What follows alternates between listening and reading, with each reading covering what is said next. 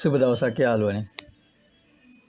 අද මම මේ වීඩියෝ ඔයගලන්ට කියලා දෙන්න බලාපොරොත්තු වෙන්නේ හදිසි අවස්ථාවකදී කොහොමද අපේ ෆෝන් එකේ ෆ්ලෑෂ් ලයිට් එක ඔන් කරගන්නේ කියලා.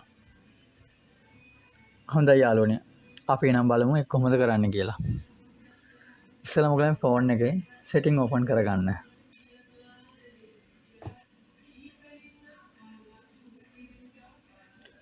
ඊට පස්සේ එන ලිස්ට් එකෙන් ඔයගොල්ලෝ තෝරගන්න ඇඩ්වාන්ස් ෆීචර්ස් කියන එක.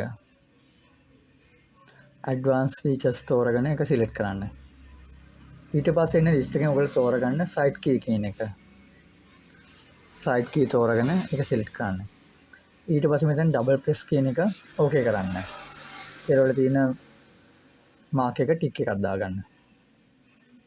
ඊට පස්සේ ඔයගලන්ට මෙතන පල්ලෙහාන් තියෙනවා ඕපන් ඇප් කියලා. ඒක සෙටින් මාක් එක සිලෙක්ට් කරන්න.